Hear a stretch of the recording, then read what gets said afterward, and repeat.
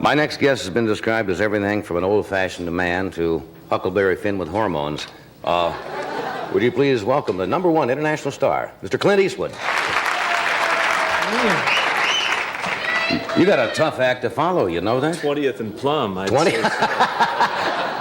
20th and Plum. She's wild. That really flipped me out because having grown up in small towns, when somebody says you live at 20th and Plum, and as Doc said, that's not the main part of town. The main part of town is First and Main. 20th and Plum is way out. Yeah. Well, She's got more cool than any 10 actors I've ever seen. Isn't she great? A piano teacher with double cool. Well, speaking of cool, they really handed you a spot on that Academy Award night. I thought that was going to be the highlight of the whole awards. I'm really sorry Heston showed up, in a way, but I know the feeling when you're backstage and somebody comes to you and says, Heston's not here. They corralled you, obviously, and said, go out and do the opening stuff, right? Well, I wasn't even backstage. I was sitting in the audience. You were down in the audience? I was down in the audience. I didn't have to worry because I didn't have a thing to do till the very end of the show, which was to present Best Picture. Right. And Howard Koch, who's normally a very cool, collected type person, comes up to me and his hands were going up and down like a Singer sewing machine. And he says, Charlton Heston hasn't shown up. Well, I didn't know he was supposed to be on the show, so I said, yeah, so. Big deal, huh? Yeah, and so he said, he has to read the whole opening thing. He says, can you come back and do it? And I started to say no, and I was looking around for Gregory Peck, and my wife nudged me and said, go ahead, you can do it for him. And I was, boom. You were on. Here I was, you know. No, most people probably realize, having seen so much television through the years, that most things are either on teleprompter or cue cards. But it's one thing having seen what you're going to do and even do it well then, but not having seen it and having to do it cold would throw the most professional actor because, first of all, you don't know what they're really saying as you come to it, right? You just see each line come up and you don't know where they're going. They lift a card and you don't know where they're going, plus the fact that he called me backstage and he said, he says, you can do this. And I look at it and it's all written with these biblical terms. And it's written for a man who played Moses, which, needless to say, I haven't done. And then he says, well, I said, I can't do this, Howard. I said, it's absolutely impossible. It's not written for me, and even if it was, I'm not sure it's the right kind of, and then he goes, say anything. So I just took the book and he shoved me right out on the stage, and there I was. I like it when you said, flip the card, this is not my bag. I thought that was, that's what makes television. I miss the days when television was live, where everything was right now, because you had those minor disasters that set in, and as important as they look at the time, they're really not important in the whole scheme of things. And everybody would look at each other. The actors would go up in the lines and you didn't know what to do. But that's what makes that kind of a show. Yeah. You said yourself, you made a joke to yourself. You said fine dialogue. They give a fellow who's never said, 12 lines and... I think 3 words 3 words and 12 pictures pictures or something like that. I can't remember what it was at the time. I was having a small attack. What do you say to the critics? You get this all the time because you made a joke about it yourself. I think Time magazine or somebody said you studied at the Mount Rushmore Dramatic Society. Well, I don't know. I don't know if it was Time, but I don't say anything to them. I mean, everybody's entitled to their opinion.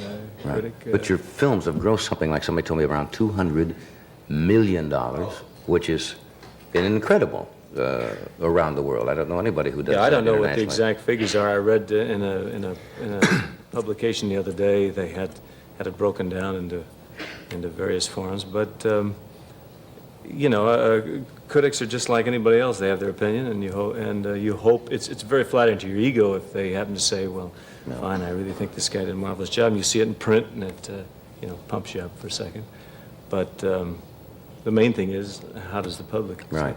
Because if you let the critics get to you, you can really go around with a king-size knot in your stomach all the time. Right, exactly. So you kind of have to just say, hey, forget it. A lot of barium tests. And stuff. Yes, you've been through that, have you? The barium test, that's a lot of fun. I do a whole monologue thing in my act on that about taking the barium test. When did the term spaghetti western first take effect? Now, those were the westerns, obviously, that were made in Italy. The Fistful of Dollars you made over there was very big, and others, of course. But when was the first time you heard that specific term used to describe they used to call, I think the Japanese termed them macaroni westerns when they first came out. They came out over there before they did here. At least Fistful of Dollars did, because it was held up in litigation due to a lot of problems in this country. So they called them macaroni westerns, and then somebody else grabbed on the Right. spaghetti westerns, which was logical because they were Italian productions, though they were filmed in Spain. Right. Now, did they dub in Italian for those pictures for the foreign market? Did you make them in Italians English? dub every picture. If you're filming a picture in Italy and it's being filmed in Italian, they dub it anyway. They just cue track it. In other words, they've got a mic here like this, and he gets a cue track, and then later on you come in and do a clean track later. Oh, I see. So none of the very So they're little of the used to dialogue it, is and, done. and they're sensational at it. They can sit and completely dub a show, and they've got actors who are trained, Italian actors who are trained to seeing movements of the mouth in English and syncing it in. And Japan the same way. I've seen some of them. They do remarkable work. Sensational. Let me take a break here, and we will come right back.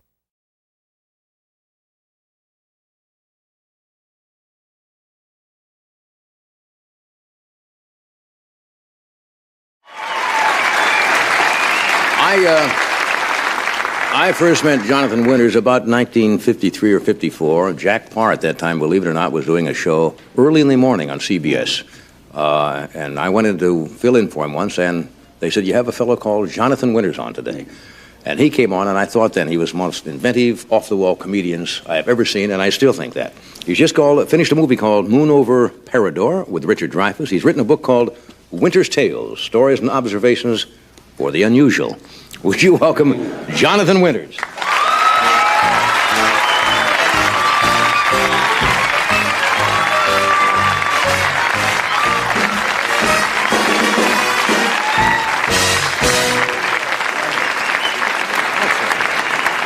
Little pouch there. Well, Just a little you know, pouch there. turkeys carry a lot of stuff in front, and it costs them their lives. So I'm carrying everything. I've been carrying it for a long time, and I tell you, you know, it's just since we're on this. Yes. Yeah, and I'm so thankful, really, to be here at this particular time. Because of the book and because I'm alive and you know, my shoes are corrective. I can feel my toes now. They didn't come through a chiropractor. What is not a chiropractor? You're a colonel. What is it? A general. Chiropodist or A podiatrist. chiropodist? Or podiatrist. Podiatrist. You know, I had too many guys working on my feet. That's why they had to be corrected. But at any rate, I stopped drinking a long time ago. Oh, yes. Obviously, I haven't stopped eating, but I stopped smoking. There's so little left. And that's out. And the feet are out. And that's that's a memory, too. That's huh? a memory, you know? Yeah. It falls off and it's gone away. Flies away. Does it bother you getting older? No, it doesn't bother me. I'm 62 now, John. What was it you said one night? You were on the final... Final glide path. Yeah. It's the fourth quarter. Yeah. For those people who are doing a lot of this, get ready. You can't take that can through. Doesn't happen. My stepfather once said to me, if you make 60, you are definitely in the fourth quarter. Definitely. Might be OT. Do you come from a family of... Take time. A small family. I was the only child. didn't- I'm glad. I got everything there was to get. No Not a rivalry? lot either. No rivalry. No, I fought an attorney, killed him on the spot. He said, you get the kitchen knives. Good. You'll do time for this, and then it was gone. Anyway, you want to talk about this? Sure. I mean, it's called... Get off of kitchen knives. You got it. This was a book, took me 5 years. 5 years? Yeah. A little slow. Well, you have a word processor? No, I don't have a word See, processor. that's modern now. If you were a kid now, you'd have a word processor. This is all I got. Yeah. And that's all Lincoln wrote with, you know. I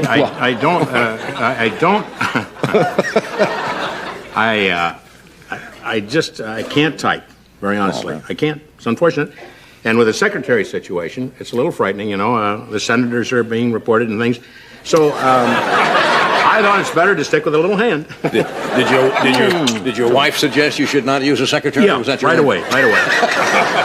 She said that ballpoint pen, get on it.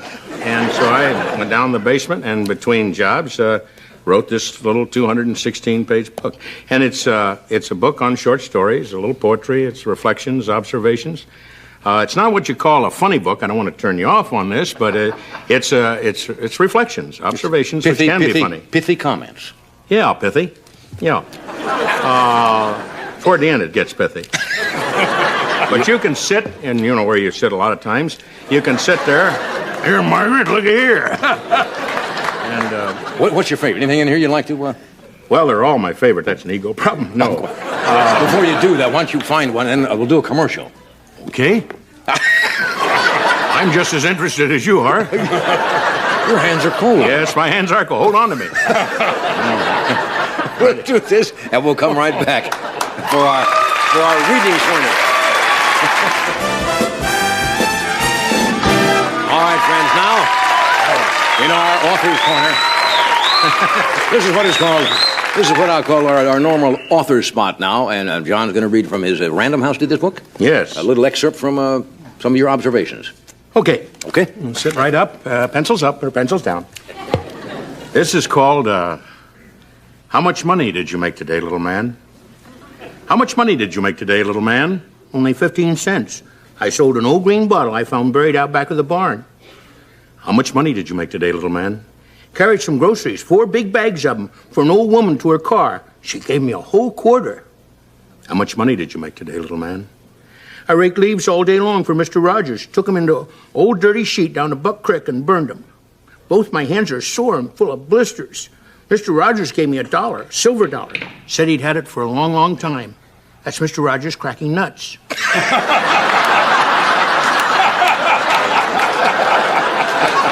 Either that or the fireplace is on fire. How much money did you make today, little man? I washed Grandpa's pickup and then waxed it. Made it look almost new. Grandpa gave me 75 cents and a picture of him in uniform when he was in World War I. How much money did you make today, little man? I shoveled snow all day Saturday and most of Sunday. Would have made a bunch of money, but the handle broke. As it was, almost made $2. How much money did you make today, little man? I didn't make a cent today. Hard to believe, ain't it? I've been hustling ever since I was born. But today I found something better than money. Something I've been looking for a long, long time. Ever since my dad died. No, it ain't money. I found a friend. A real friend.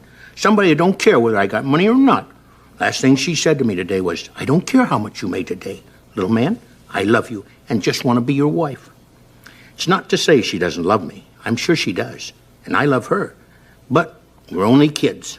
I'll bet you anything, when I grow up and do marry her, first thing she's going to say is, how much money did you make today, little man? That's nice. That's nice piece. Ooh. Yeah. You have described yourself as a 60-year-old kid, right? Oh, 62, yeah. 62. Do you still 62. hang on to your childhood Oh, possessions? yeah, I've got my ball mitt, which is really, it's small. It's just, my hand is small, and it just very barely covers my hand. It's an old mitt, Walker Cooper out of St. Louis. You can't throw it away, right? No, I can't throw it away. I've got stuff like that. I tried to throw it away, and it was thrown back at me. Yeah. No, I have marbles. I have a .22 rifle. I have a couple of boxes of soldiers, and I got to tell you one little story, John, especially this time of the year when people are, in the festive mood, and also people with, large pins ready to hit the turkey there in New York and watch it. No, at any rate, no, I was kidding about that. I always wanted to do that as a kid. Go, ooh, watch the big rubber turkey. Terrible. They're a violent child. I stuck it in a real turkey. He went at me. No, when I came home, this is a moment of grief, but for a lot of people, but I came home from the war, and I was just, again, talking about Thanksgiving, like yourself, strafing people there in Philadelphia. But I came home, and I went down the Stone Road, and my mother was there, and I said, you had to cue her a lot, and she was in show business. She was in radio and an actress, but I'd say, Mother, it's me, and her eyes were not Vaseline at that time. And I said, Johnny, your son. I see you. So it was a very demonstrative family, and ran to a lot of the minorities would run and grab each other, but boy, when you're full Caucasian, a lot of times it's back off, So full Caucasians are like that. Yeah, I know what you mean. So and eventually she grabbed me. The bottle dropped. Oh, nice, sweetheart, it is you. And So I went to my room, which about this area in here, bed, wash bowl, and a commode, and place to hang the funny shirts. So I said, Mother, you know, it's great to be home, number one. And I said, where are my toys? There's a long pause. She said, you're 20 years old, dummy. And very sensitive at that time, too. I mean, if you said that had been said to me in the service, and of course, grenade. So I didn't have any grenades, or she'd have been history. So I said, Carol would say, how about your mom? We were a tough family. You gotta call it as you see it. You got, because she'd survive. I know her. Yeah. And Tough old lady. blow her into a tree, come right out with some squirrel, you know. So she said, you're 20 years old. What are we talking about the toys for? And I said, she said, I gave them away to the mission. I said, that's all right. You know, that's okay, the poor kids. But you should have written me. You know, those last hours in Philadelphia, where I discharged. And I said, please, why, you should have let me know. And she said the line I'll never forget. She said, well, sweetheart, how did we know that you were going to survive? So that's when I put her in a home early. A lot of warmth in that family, huh?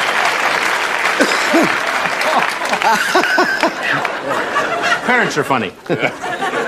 I know they kid a lot. Yeah. Let's go back to the very first Thanksgiving. Oh. Very first one. Okay. How do you manage it was as a pilgrim? I mean... Well, you have to realize at that time, which I don't think a lot of people do because so many years have passed, they were basically from England, you know, downtown London. And either that or, you know, Southampton. Bye-bye, have a good voyage. Of course, the little boats were kind of a joke, and they went around in circles, and then everybody, so about 7,000 people went... And they moved in. No Evinrudes in those days, gang. You know. So I imagine they got to Plymouth Rock, you know, what it was, around 1620? Mm-hmm, about that. Something like that, 1621. Jamestown, I guess? Jamestown, good. And guy pointed, that's Jamestown. Yes, it says on the map, Jamestown. Everybody, yeah. And, of course, the boat went right into Plymouth Rock, and they swam ashore. And then they got up on the rock, and everybody prayed, usually on the rock. And those that didn't pray were cuffed around a little bit. And by the minister, you know, hey, don't you believe? You don't believe? You know, so... then, of course, the Indians showed. God bless the Indians, you know. I still have, you know, a lot of love and respect for the Indians, too. They were obviously in just standard, you know, buckskin and feathers. And here are these people, and the Indian would say... Of course,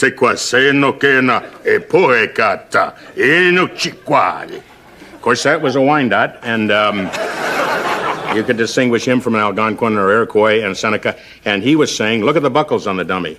And, of course, it was something for an Indian because he had no buckles. You know, good waist, tight, and maybe a rubber band, but certainly not a buckle. And it'd say, and then the guy had buckles on his shoes. Hey, no wonder they were not wanted right away. And then the buckle on the hat told him that he'd had some special treatment. But that's pretty much Thanksgiving as I remember it.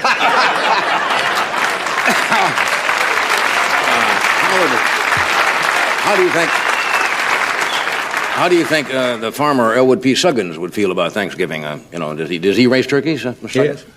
I raised turkeys. In the beginning, we raised turkeys back in the late 30s. We had about 600 of them. And I thought it was early snow, but it was just white turkey. And we just went out there with full shot, about 12 shot, opened up and got a lot of them. And then I had heavy grief over that. And I had heavy grief that I'd kill them birds. So today, we just wait for a Cadillac to come through town. And if they cross the road, the Cadillac belongs to the Cadillac. And I picked one out just for Sunday, right out of the grill. Bird had just like this, you know, had the design on it and everything. But we've taken to eating some small animals. I don't want to go into that. Mrs. Suggins is still living, Mrs. Suggins is full of life. Yeah. She's bedridden. Oh, I didn't know that. Yeah. Which works in her favor. I see. I give her a box of chocolates. Good-hearted woman, though. And a new VSR, whatever thing. She's asked for something special. See movies on. Watch some movies, yeah. Yeah, and she watches that. Yeah. And I watch her, and then we watch the movies together. And I get her to the window so that she can look at the kids. You know, just drag her out of bed and over at the window. Go ahead, look at her. Put it on F6 and put it on CU, close up, you know, and then I drop her out of the window. Kids will play with her for 2 or 3 hours. Yeah. Well, they've dragged her around and wore her back off. Yeah, well, I want to wish you a happy Thanksgiving and give my best to Mrs. Sugden. Sounds like a remarkable woman. Are you watching to it? Yeah, well, she's probably watching now. We'll be right back. We'll be right back, honey.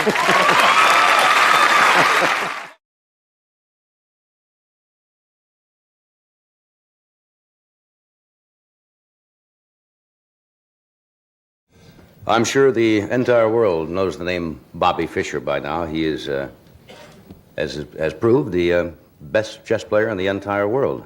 And, you know, you read a lot of articles about Bobby saying he's kind of temperamental and demanding. And he's not. I met him this afternoon at the place he designated on top of the Y. In the sign Hollywood that's up in the Hollywood Hills. We met on top of that Y in Hollywood, but I met him briefly. He seems like a charming young man, and would you welcome, please, Bobby Fischer. It is so nice to have you on this show. Thank you, Johnny.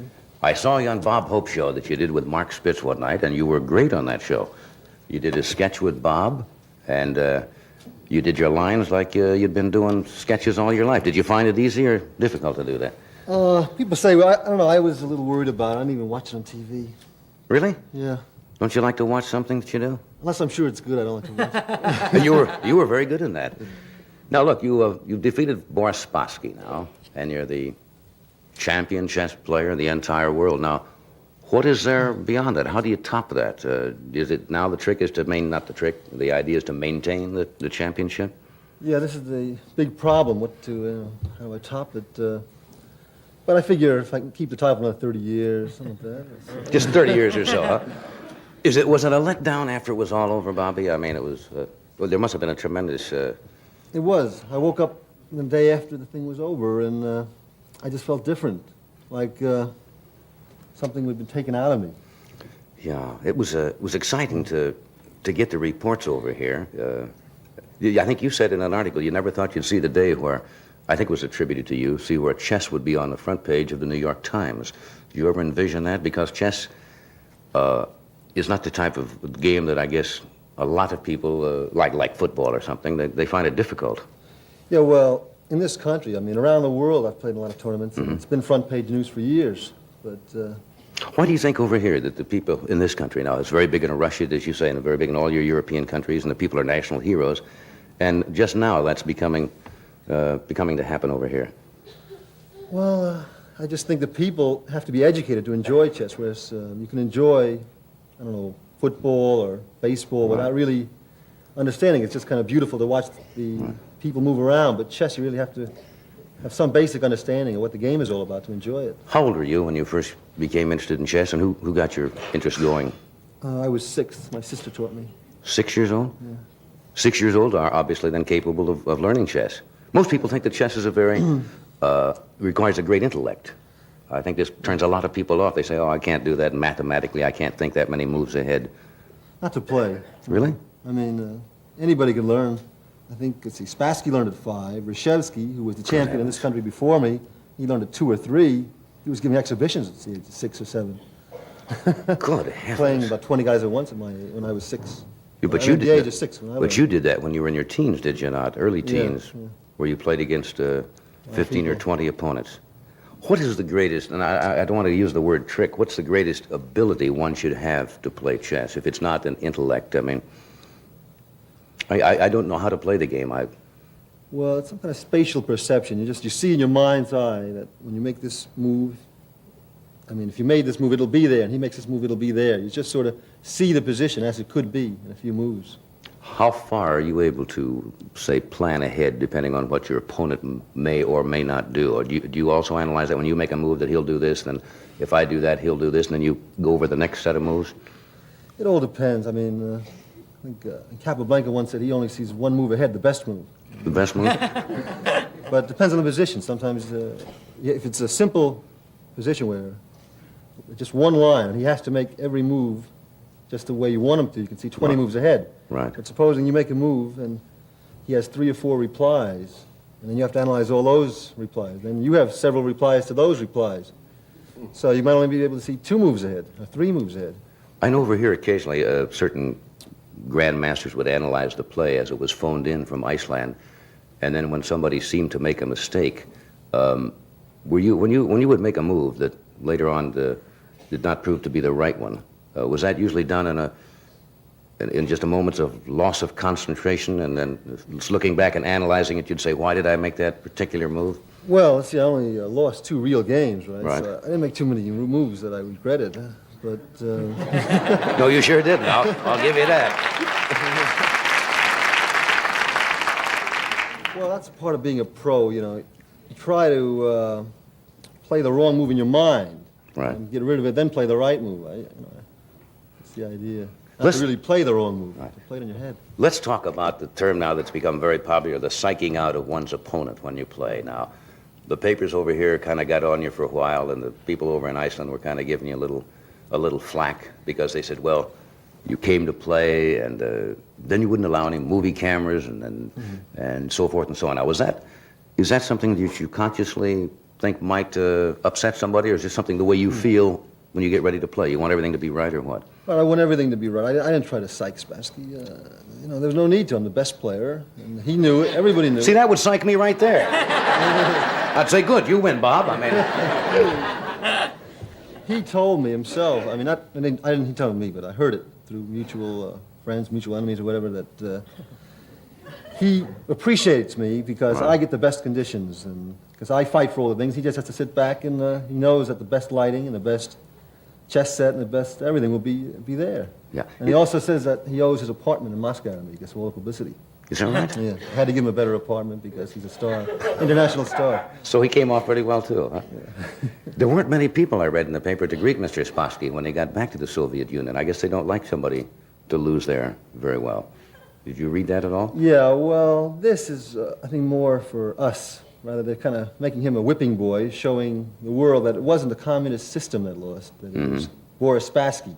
He didn't prepare or whatever for the match as he should have. Right. But I think they're going to rehabilitate him again and build him up again so that, you know, because he's the best they've got, so he can play Right. me or somebody else again. How long now? Now, do you, like a fighter, I think a heavyweight fighter must fight at least once a year or maybe less than that to retain his championship. Now, how is it with chess players? Are you... Well, I'm in a good position. You see, I don't have to play every 3 years for my title. I don't have to play for 3 years, and the reason it's that way is because the Russians had the title, and when they had it, they didn't want to play that often, so they got the system set up. They only had to play every 3 years, never expecting to lose it.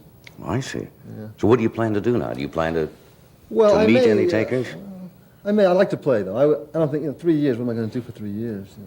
I can't do talk shows just for 3 years. No, it's...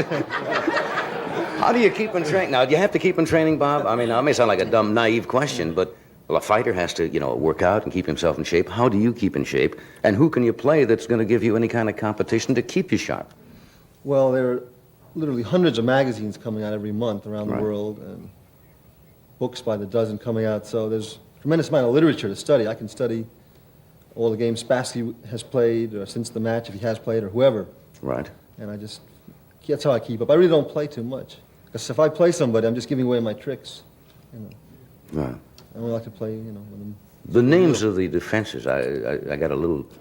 Are those names of certain opening moves named after people who invented them?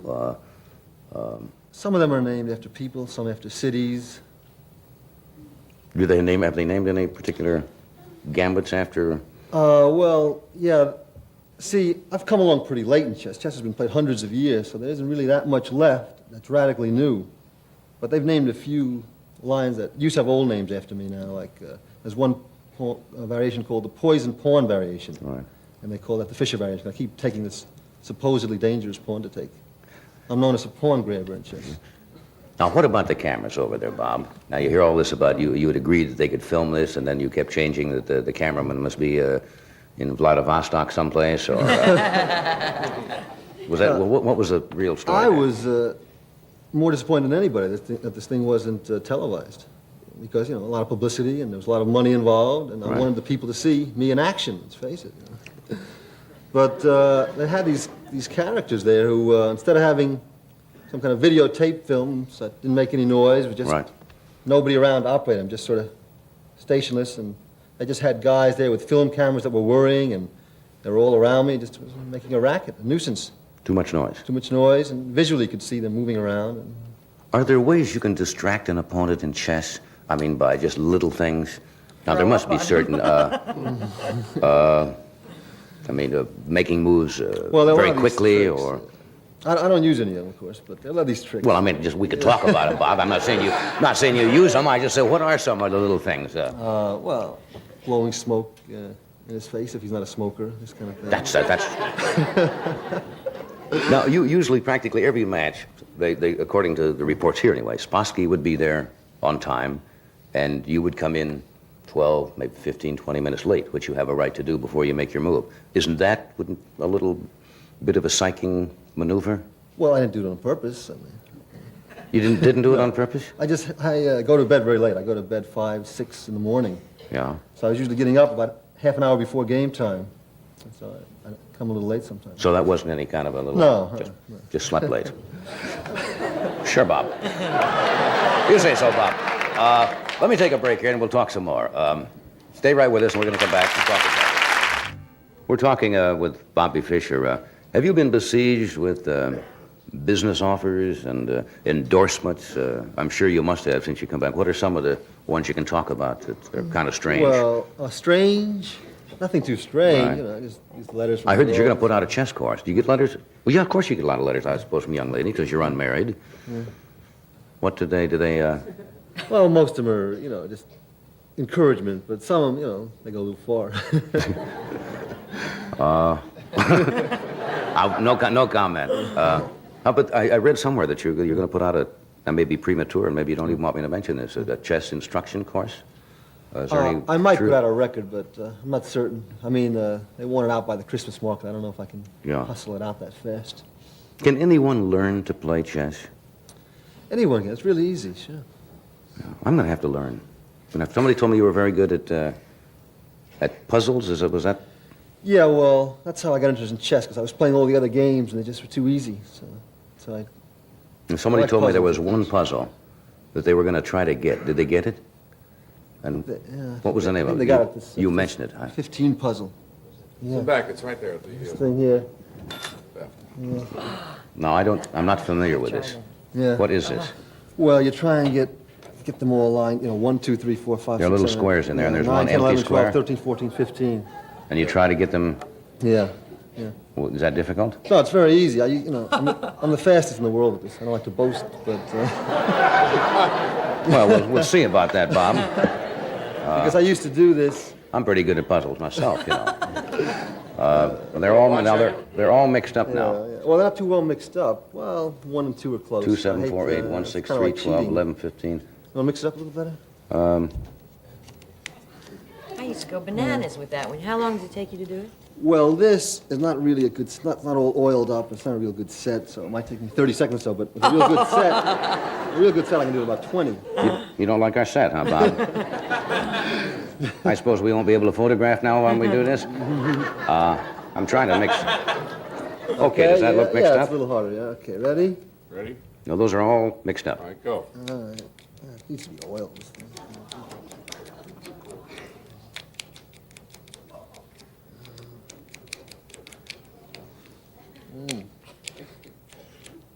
That cost me.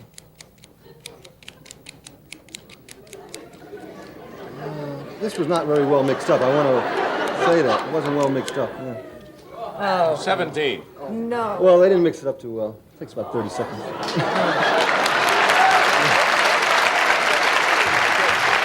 Want to mix them up a little for me?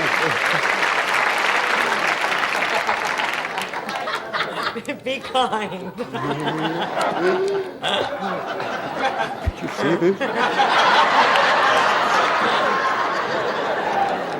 Mix it up good, Bob, but make it difficult. I got to go 1, 2, 3, 4, 5, 6, 7, 8, right to 15, like you did there.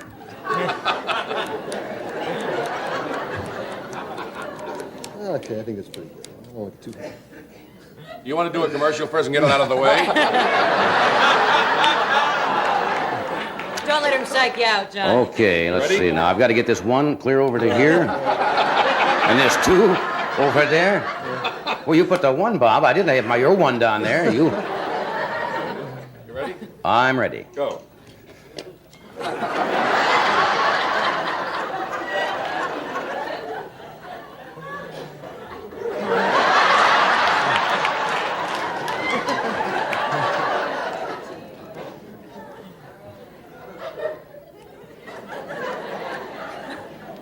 You got 3 seconds to nail him.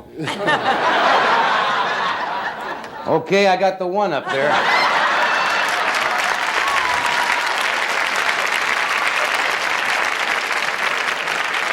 I was kidding.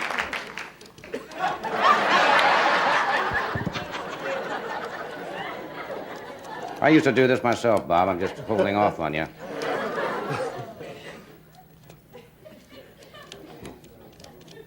There you are. Okay, let's go ahead now. You get a shot of that, Bob? Righto, for our home audience. As for our home viewers, all in order, right. I could be here till tomorrow at this time and could not get those things. That is incredible. Well, you see, you have to know how to do 3 things. hours like a day for about 7 years, you should do it like that. that is incredible. That is incredible. What's your average day like? What do you do when you're not playing chess? What do you like to do? I know you at least the articles I've read on you, one they had in Life, says you watch a lot of television, you do a lot of reading. Yeah, I like to study some chess and listen to a little rock and roll in the background. Very leisurely, I don't like Now, to how can you pressure study myself. chess and listen to rock and roll in the background, Bob? I thought you couldn't have that distraction there. Oh, well, that's when I play, serious chess, but Yeah. when I study, it gets a little boring playing over these people's games. They're really not that good, their games, most of them, so. I need a little music to pep me up, keep me interested. Yeah. So you study chess mainly during the day? Yeah. Have you considered, I don't want to ask you something personal, but have you considered marriage at all, or do you think that would interfere with being a good chess player? No, Well, I mean, it might break your concentration. I don't know what I'm talking about. no, I'm considering marriage now. I mean, it'll hurt my game a little bit, but I feel I'm so much better, and now I'm at the top. Yeah. I can afford to let up a little bit, just a little bit.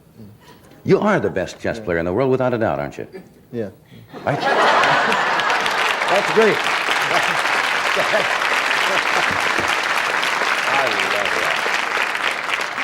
I think that's great when you come out and say that. You have to have. What drove you?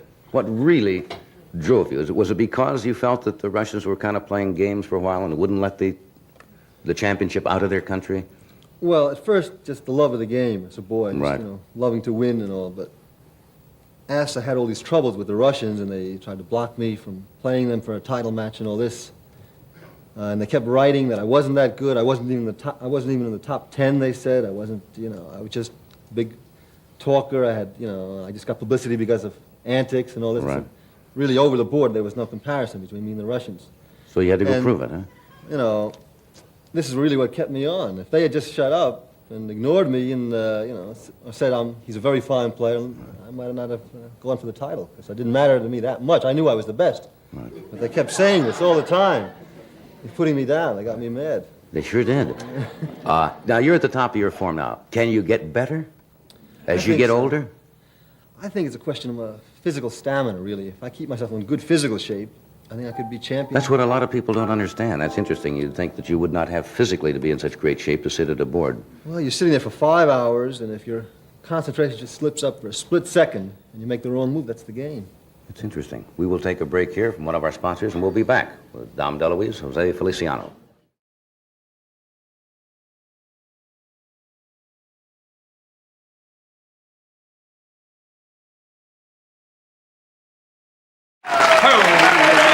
Hi-ho, hi-ho. You probably haven't, we've talked about this every year we've done the show. You probably have not even decided to buy Christmas gifts yet. You wait till the last minute, I like don't to you? wait till the last minute. Why is that? And I never understood There's just that. a feeling about it. It's wonderful. The last couple of days you get out, And things are marked down then, I suppose, too. No, they're already marked down already. Listen, people are having sales that never had sales before in their life. That is true because of the economy. My first guest, I cannot think of anybody in recent history who has had such a rise in popularity in the last 2 or 3 years as Dudley Moore, and deservedly so. He's always been talented. I first saw Dudley in New York on Beyond the Fringe with Jonathan. With Peter Cook. I was thinking of Jonathan. I was thinking of Jonathan. What's his name? The other. You know whom I'm talking about? Let's ask the staff. Who is he talking about? Dudley Moore. No, Jonathan Miller. That's right. Jonathan Miller. He's another. He was a doctor. He is a doctor. Yes. Well, I was talking about Peter Cook, who worked with Dudley. He's been nominated for an Oscar. Who? Peter Cook? No. Dudley Moore has been nominated for and a couple of Tony Awards. Also been nominated. Yeah. Dudley. His latest movie is called 6 Weeks, and it co-stars Mary Tyler Moore.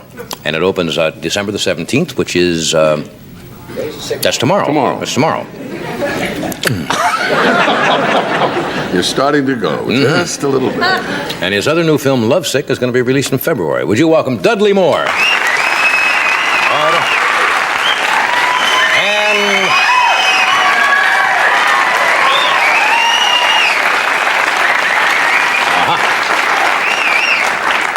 Not bad, huh? Oh, I love it. Yeah. You get I'm a little dingy tonight. You get bizarre well, you're bizarre pretty much since I've ever known you. Yes, yes. You've got that kind of wavelength. But during the holiday season, people get anxiety attacks. They get stressed. Yeah, you wonder what to buy, don't you, and stuff. Yeah. I wonder what to stuff and what to buy. What to buy. Do you buy? Isn't that it? That's about right. Yeah. Yes, yeah. Do you buy stuff for a lot of people, or? I try not to. Yeah. It's so hard not to, isn't it? Yes. No, it's not easy. To pass by and not buy stuff. Or to stuff by and not or buy. stuff by. Yes, and not pass. She's a nice girl by. But no, I find it very difficult.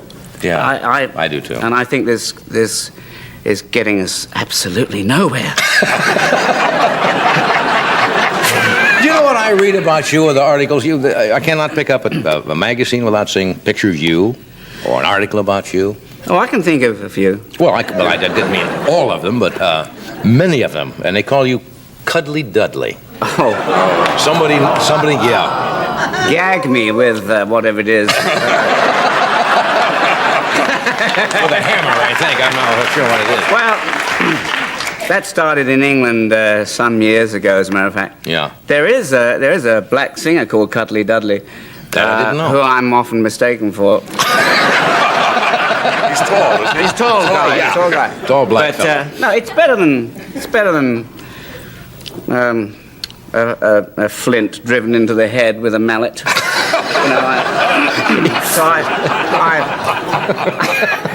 You take what you get. You take what you get. I What's the can't difference? complain. Yeah. You're going to play the piano later. And most people, I'm sure, know that you are a musician. You started basically as a musician, jazz. Yeah. I started. Jazz musician. Started playing the piano when I was 6, and I realized that jazz was a more sort of visceral music that got the juices going of the young girls in the school. I think the band would agree that that's the motivation behind playing. Attracts women? Sucking and blowing those things there.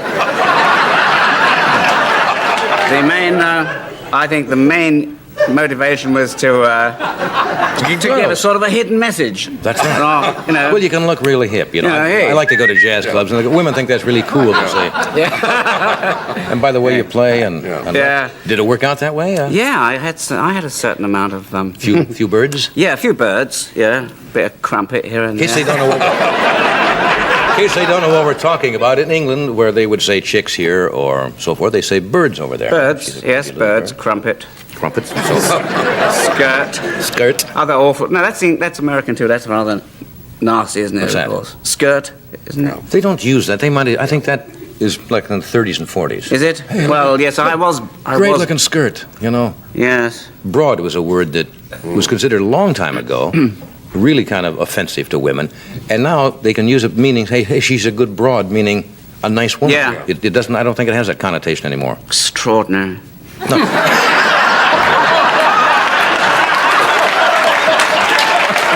Not not really, but I'm paid to do this kind of stuff, and that's really all I could come up with.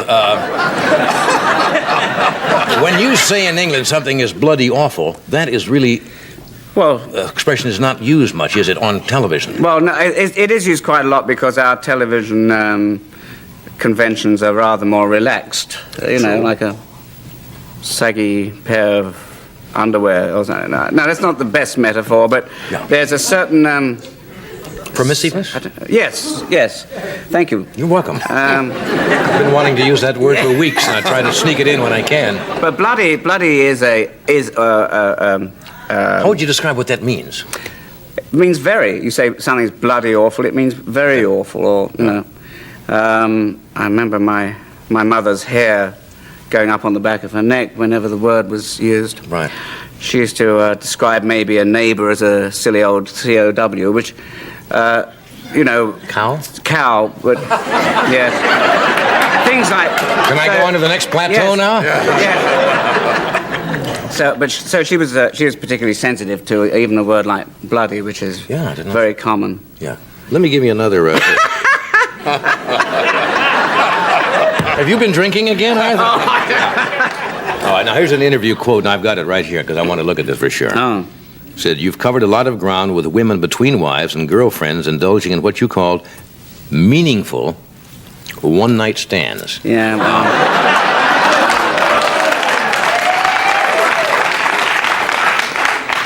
I knew that phrase would come back to haunt me. Yes, well, was that a fairly accurate... Well, I was making the point I felt...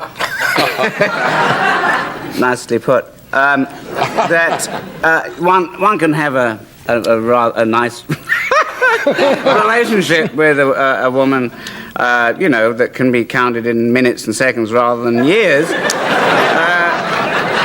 It's just a...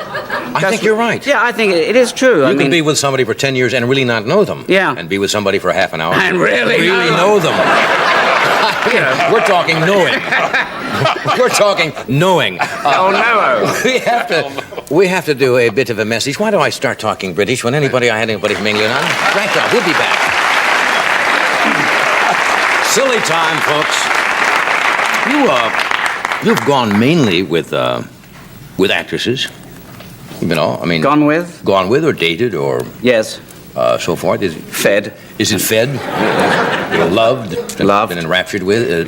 Is it because they're in the same business that you feel more comfortable with them, or...? Well, I don't know. I must say I think actresses are a terrific lot. You know, they're...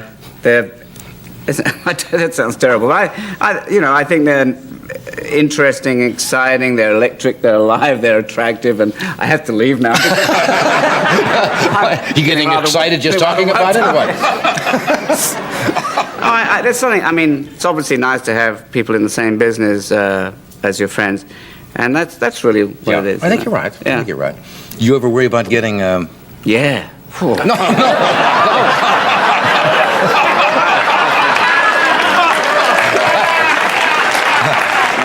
I wasn't going to say any. I had the other. You ever worried about... See, the way this works, I will complete the sentence. And I'm sorry, It's all right. I thought you had already... You ever... You ever worry about getting older and losing your attractiveness? Well, it's very nice of you to say so. Well, women do. A lot of actresses do. Well, I think actresses... I was discussing this on the plane coming here today. It's very... It's terrible, I think, being an actress, really, in this business. As an actor, you don't really have the same preoccupations. I mean, you know, I'll probably scream with panic at some point. Yes, Yes, you haven't had the midlife crisis yet. Well, I had a midwife crisis. Did you? Yes. That's probably a brutal affair, I suppose. Brutal, and she pulled me out. I said, let me stay here. It's awfully nice and warm. Yeah. And when you were a little boy, and I don't mean that as a put down. No. Or as a pun. Yes. When I mean you were a boy and little then. Yes, a younger when I was boy. a little boy. You were probably smaller than boys of your average size. Of your average, not. Of course you would. I'm with you. That was not a complete question. You were probably smaller than boys your same age. Yes, yes. Did that create any kind of a problems outside of being smaller? It did preoccupy me for a long time, yes. I'm glad you asked me that. And I did wait till you completed. Yes, I was finished, yeah. Was it good for you? I'll say stop. When I get to the end of it, I'll say stop. Your turn. Good. Your turn. I was very embarrassed at, gradually I saw these kids, getting bigger and so forth. It was a preoccupation for a time, but now it doesn't bother me at all. Yeah. It's in fact, you get a lot of mileage out of the fact that you are... a squirt. No. He wasn't going to say I wasn't going to say that. No. I thought I'd just complete it for you. Diminutive in stature compared Diminutive, yes. Compared to the guy... Clint Eastwood. Clint Eastwood? Well, Clint's not all that. He's not all that? No, I wasn't finished yet. I'm sorry. Not all that big. This is one of Merv's theme shows. Yes. Yes, unfinished sentences. Look, anyway, the movie opens all over the... Well, I know it's all over the country. Yes, all over. All over the country. Tomorrow, which is Friday, December... 17.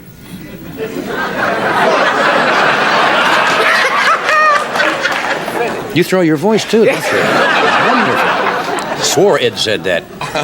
December the 17th, and I hope it's a big hit. Really, Thank you. Because you're a remarkable talent, and I mean that. Thanks.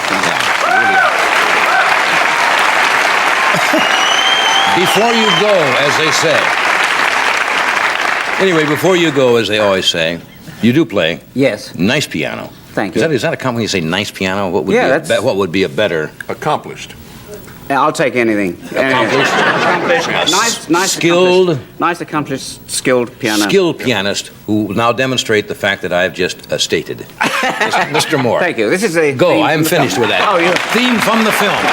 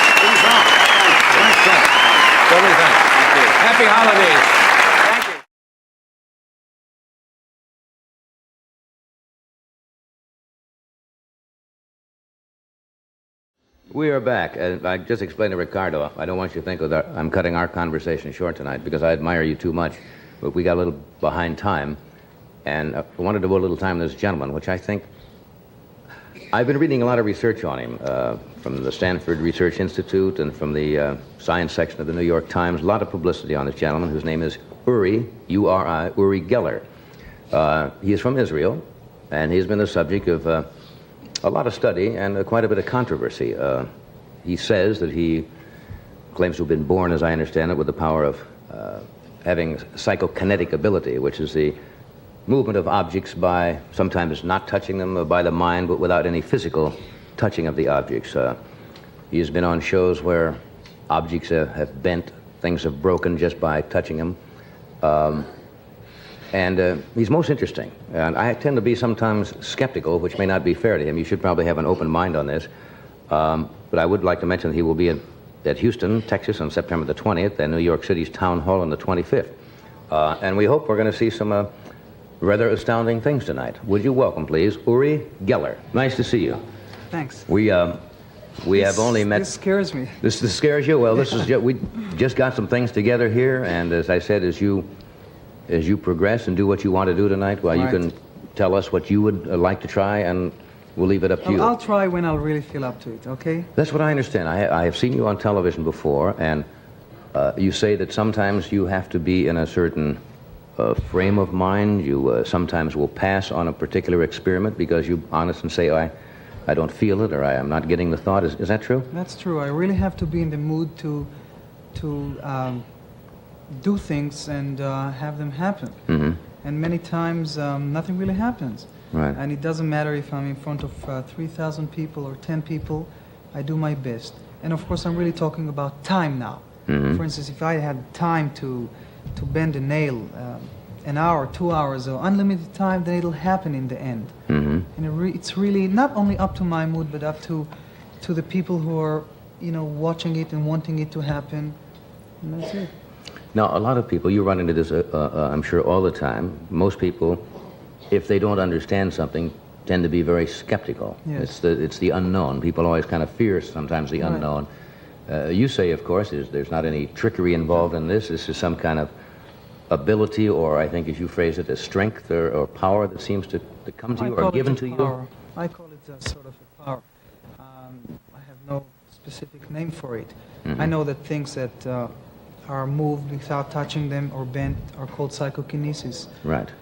And telepathy is telepathy. But there are no tricks here. If I do it, it's done with real powers. Do you know of any other cases such as yours? Well, I heard of many people who do telepathy, Mm-hmm. but you see, I'm also a skeptic. Mm-hmm. I mean, for instance, if you'll tell me that there is somebody and does it, I'll also want to see to believe. Mm-hmm. Yes, I'm sure there are other people.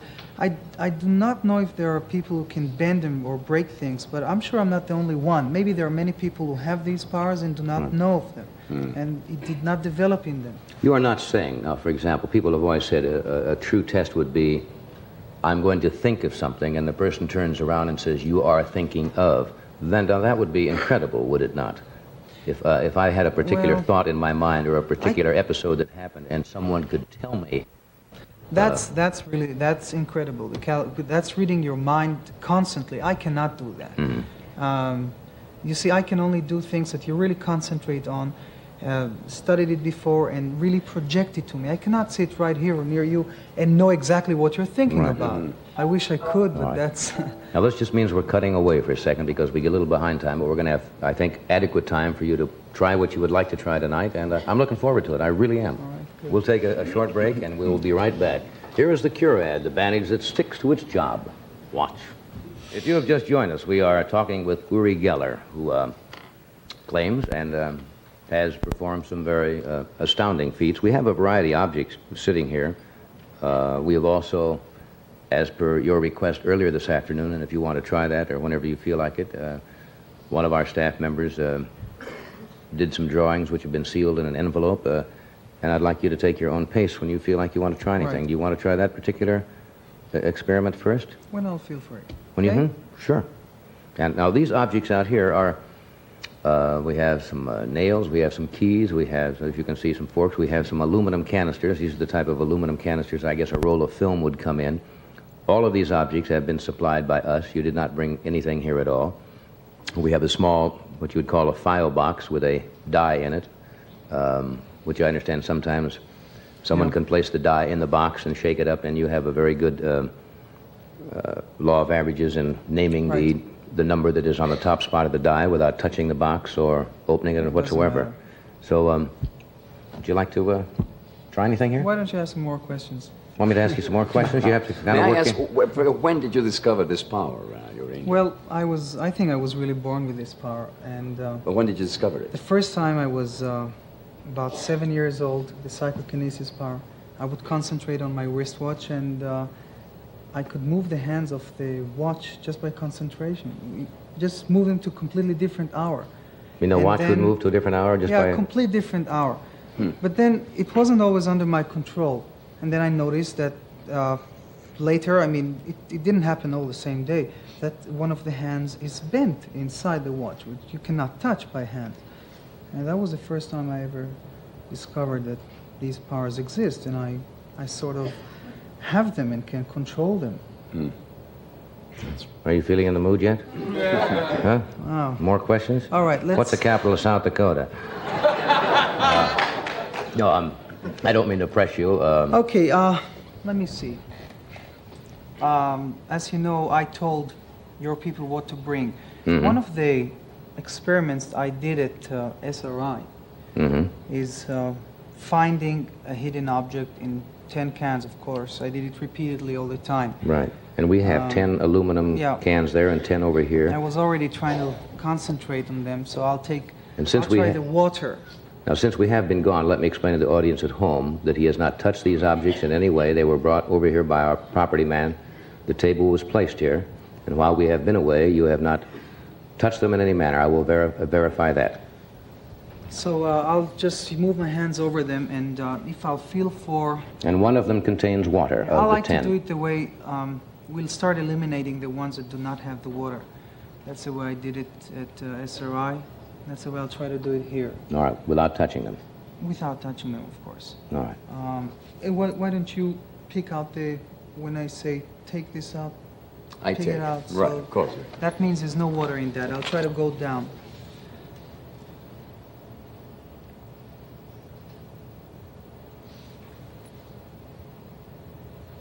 Now, what I do now is try to have a sort of a feeling where the water is.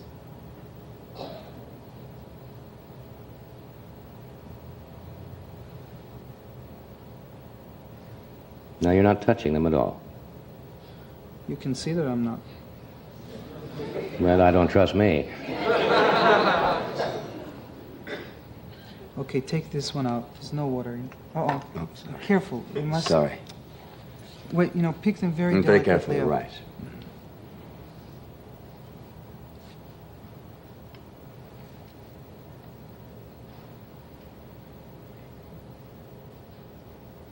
Some people call it a sort of a water roulette. But pick gently the middle one out without touching Take the anyone. middle one out. Remove that. Obviously, that is empty. Excuse me.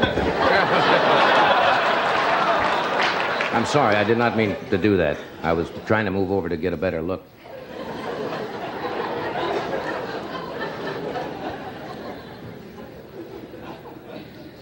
He is really suspicious, I'm having a hard time with you.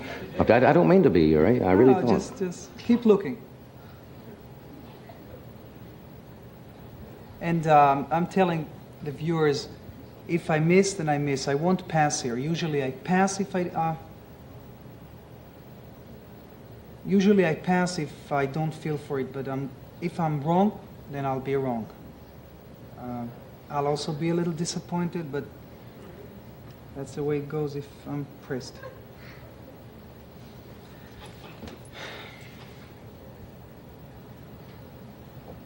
See, Johnny, what happens here, you can see that there's nothing put on here. I'm not Yes, I understand. trying to make it longer. I'm trying to feel. If there's no feeling, then I can't do it. Mm-hmm. And that's it.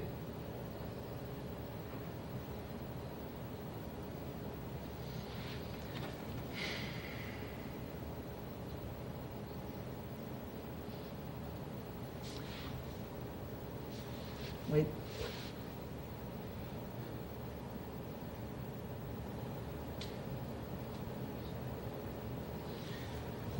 Okay, let me rest a little, all right?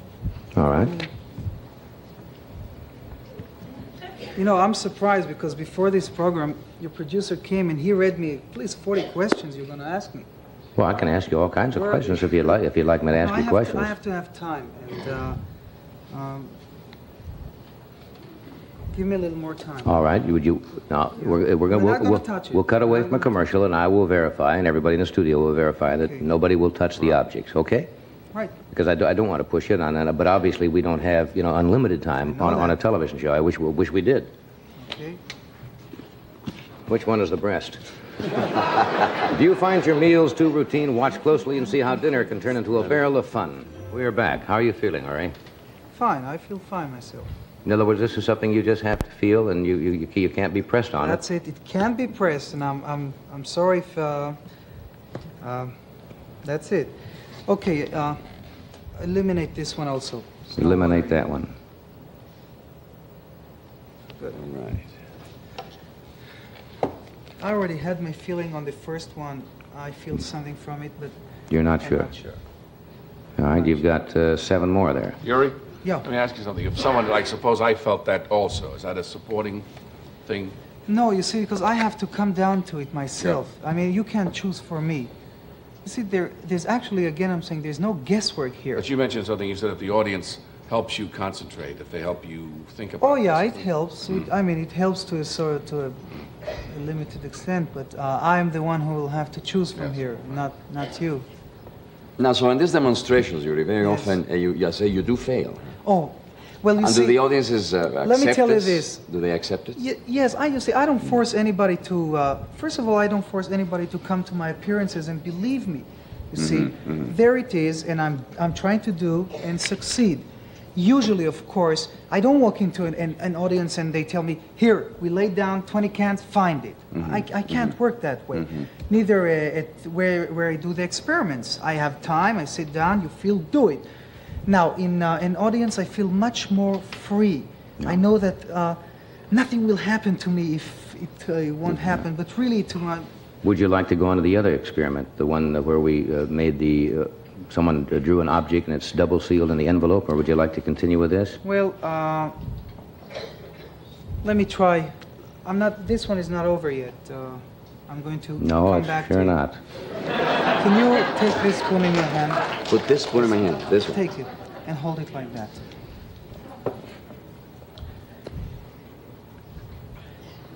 Hold it no, open it and put your other hand on it, gently, like that.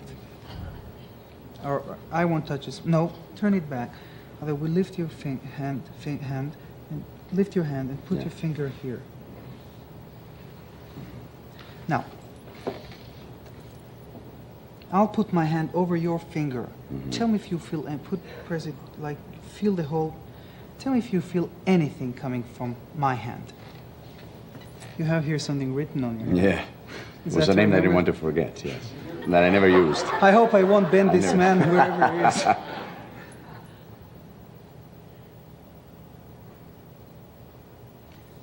What I'm trying to do is bend the spoon under his finger, wherever. I feel heat. Good. Heat is usual. I mean, everybody has a sort of a body heat coming. Tell me if you feel anything. Tell me if you feel your hand somehow sinking into it gently. And I'm not touching him. Yes. Good.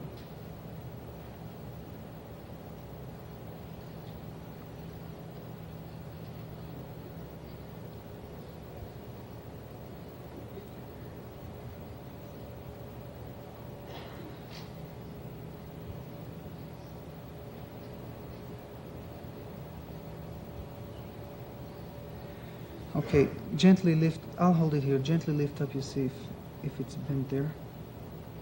Yes. Yes, it is. It is. Yes. It's bending more. Can you see it? It is very much bent, I can say. Now, where? It was very Now, straight. no, it was straight. I hope the camera can focus on this. Oh, it's. Yeah. It does look like there's a slight No, bend in it'll it. keep bending. It bends more. Usually, it bends more after it happens. And this is what if this is one of the thickest point of the spoon. Well, you can definitely see and feel it. And you felt it. Yes, same it thing, did. so- Yes, I did. Okay, now, of course, this is not a big bend, Johnny. Before the show, one of your video men brought me a key, and I did it for him, completely bent to, I'd say, He showed it to me, 40 yeah. degrees. But there, I'll put it here, and it'll keep going. Look, Do we have there to- I had no, Can we cut away again and still come back here? yeah, okay. Okay, we'll be right back after another word from one of our sponsors. All right, we are back. Uri was telling me you don't feel what, strong tonight? I don't Is that? feel strong. It's not all tonight. Right now, I'm feeling being pressed, and then I can't. Well, I'm I not can't trying do to my press thing. you. I really not. No, you're only I'm- telling me, well, will you try that or that or that? Well, I thought that was the idea of. No, I'm not. No, I'm not trying to put you down. I didn't mean that patronizingly at all, because I have seen you on shows, and I thought the idea was to show, if you possibly could, some of the things that you claim you can do. And I certainly don't want to press you. And if you don't feel like you can't do it tonight, or don't wish to try, I certainly don't want to make you feel uncomfortable. I'm not trying to be skeptical. I would love to see these things. I really would. Right. Is there anything else that appeals to you? Now, if I'm pressing again, well, for example, now you asked us before the show and this afternoon for one of our staff members to draw on a couple of cards and seal them in an envelope, which we have done. Yes. Well, let me tell you again. This didn't bend much, and right now here I'm stuck. I don't feel for it more, so I don't want to be stuck either on an envelope. I'd rather tell you that many people are skeptical about these things. They see something happening, and then they want to see it closer and closer. There have been many people running and saying that they can duplicate what I do. Well, I can only say that if I'm on stage and people see me from far, they can always say that there is some sort of a sleight of hand Sure. or trickery here. That's true. But I've been working with science quite a lot, and by doing what you see here under controlled conditions, because this is not a controlled condition. And what do you mean? Well, this is not a controlled condition. What I mean is, for instance, in experiments, it's covered with bell jars, and there are cameras running, and many scientists looking at every point, although you're trying to do the same, but this is really not a controlled condition. But again, it's quite difficult for me, and I won't go on something that I don't feel strong for. All right. Well, it doesn't leave us much, does it? We do have 3 empty canisters. Yep, we have 3 empty canisters there, and we have 7 over here, and And the bent spoon. a spoon that's got a slight bend in it. No, I'm not trying to be It's all right. patronizing at all. I wanted this to be of great success Johnny, tonight I feel for you. very good. I feel very good. Okay, we'll take a break and we'll come right back. Well, Uri, I don't want you to feel bad about this tonight. The monologue doesn't work every night either. And maybe Thank it's... you. I don't feel bad about it. It Maybe happens to me not once, but it happens quite a lot when Yeah. I cannot perform and do things. Would you like to try it again some evening if you want to? Yeah, I mean, you guess, could. I'll be happy to extend an invitation to you. You know, Johnny, just to finish that, this was quite an important appearance for me here tonight. And really, in other places, I felt real good.